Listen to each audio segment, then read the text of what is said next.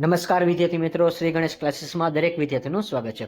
હું છું PM sir. વિદ્યાર્થી મિત્રો, આજે તમારે જે પેપર હતું ઇંગ્લિશ લેંગ્વેજ તે ખૂબ જ સરસ ગયું હશે, આઈ હોપ. પરંતુ હવે આપણે કાલે જે પેપર છે તેના વિશે આપણે આગળ ચર્ચા વિચારણા કરીએ. તો તેના માટેના મોસ્ટ આઈએમપી જે ક્વેશ્ચન છે એ તમારી સામે રજૂઆત કરીશ, અને ખાસ વિડીયોને અંત સુધી જોજો જેથી કરીને તમને ફાયદો છે.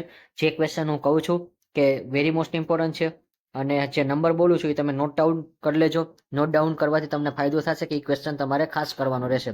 બાકી તો બધા કરવાના જ છે, મેં આપેલા છે એ બધા. પણ હા, જે હું કહું છું એ વધારે ઉપર તમે ધ્યાન આપજો એટલે જેથી કરીને તમને ખબર પડે. તો હવે કાલે જે તમારે પેપર છે ઇન્ડિયન ઇકોનોમિક્સ, તો તેના માટેના જે મોસ્ટ ઇમ્પોર્ટન્ટ ક્વેશ્ચન છે તો એ આપણે જોતા જઈએ step by step. What is a business environment? Explain the demand and legal system as important component of business environment. ધંધાકીય પર્યાવરણ એટલે શું? ધંધાકીય પર્યાવરણના મહત્વના ઘટક તરીકે માંગ અને કાનૂની વ્યવસ્થાની સમજૂતી આપો. તો અહીંયા તમારે ખાસ એન્વાયરમેન્ટ છે એ તમારે સમજવાનું છે કે એના ઉપર કયા કયા એક્ટ લાગે છે, એ ઉપર તમારે માંગ અને કાનૂની વ્યવસ્થા સમજવાની છે.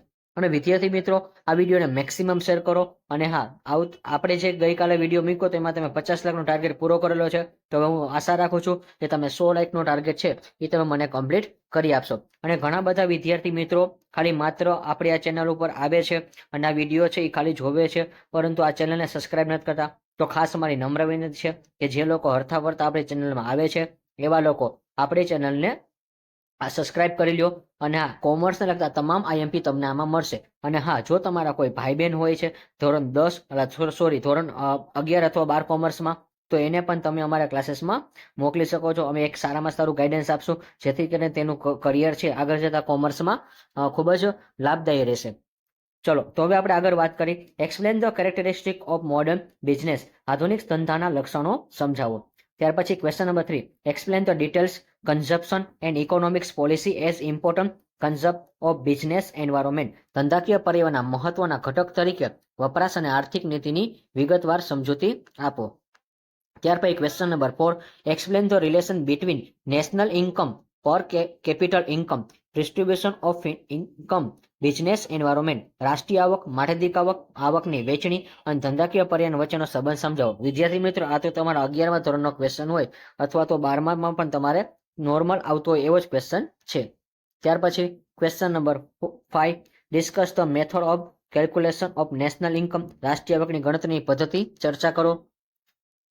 ત્યાર પછી question number 6, explain the last declared trend of the saving in India and explain the cause for low rate of saving. છેલ્લા દાયકાના ભારતના બચત દરના વલણો તપાસી તેની નીચા બચત દરના કારણો જણાવો. તો વિદ્યાર્થી મિત્રો, આમાં જે ક્વેશ્ચન આપણા તરફ 1 થી 6 કીધું છે એમાંથી જો વેરી મોસ્ટ ઇમ્પોર્ટન્ટ હોય તો ક્વેશ્ચન નંબર 1, ત્યાર પછી question number 3, question number 1, question number 3 most important રહેશે. ત્યાર પછી ક્વેશ્ચન નંબર 4 એ પણ મોસ્ટ ઇમ્પોર્ટન્ટ રહેશે.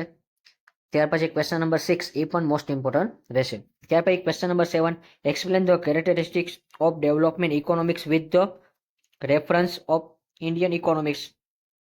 માનવ વિકાસ તરીકે ભારતીય અર્થતંત્રના લાક્ષણિકતા જણાવો. તો ક્વેશ્ચન નંબર 6 કરતા ક્વેશ્ચન નંબર 7 છે વેરી મોસ્ટ ઇમ્પોર્ટન્ટ રહેશે. ત્યાર પછી question number 8, giving the meaning of unemployment, describe the cause of increase unemployment in India. બેરોજગારીનો અર્થ સમજાવી ભારતમાં બેરોજગારી વધવાના કારણ ચર્ચો. તો વિદ્યાર્થી મિત્રો, આ તો તમારા ધોરણ 12માં જે આવતો હોય તે જ ક્વેશ્ચન છે, તો તમારે લગભગ અહીંયા પણ વેરી મોસ્ટ ઇમ્પોર્ટન્ટ રહેશે. કાલની પરીક્ષામાં પણ 8મો ક્વેશ્ચન છે આવી શકે છે. Question number 9, discuss the remedies of ઇરેમેડિક્સ poverty in the context of business opportunity. ધંધાકીય તકોના સંદર્ભમાં ગરીબી નિવારણના ઉપાય ચર્ચો. તો વિદ્યાર્થી મિત્રો, આ પણ તમારે ધોરણ 12માં આવતો.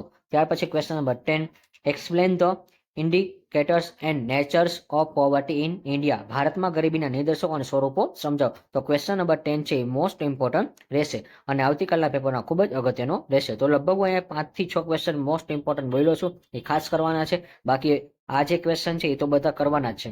અને આ વિદ્યાર્થી મિત્રો, હજી એકવાર કહું છું, જો તમારા કોઈ પણ ભાઈ બહેન હોય અથવા કોઈ આજુબાજુ હોય જે લોકો કોમર્સમાં અત્યારે જે હાલની જે 6 માસિક પરીક્ષા આપેલી હોય ધોરણ 12માં, અને તે લોકોને એવી બીક લાગતી હોય કે અમે નપાસ થશું, અમારે ઓછા માર્ક આવશે અથવા અમારે 100માંથી 100 માર્ક લેવા છે, તો હા, એના માટે SGC છે એટલે કે શ્રી ગણેશ ક્લાસીસ છે.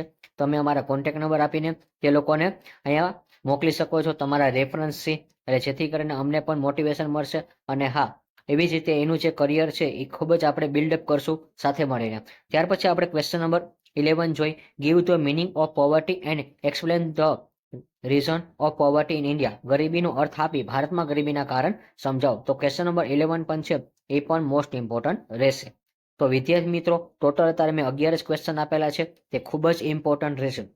અને ખાસ વિદ્યાર્થી મિત્રો, આટલા ક્વેશ્ચન તમે જરૂર ને જરૂર કરીને જાજો.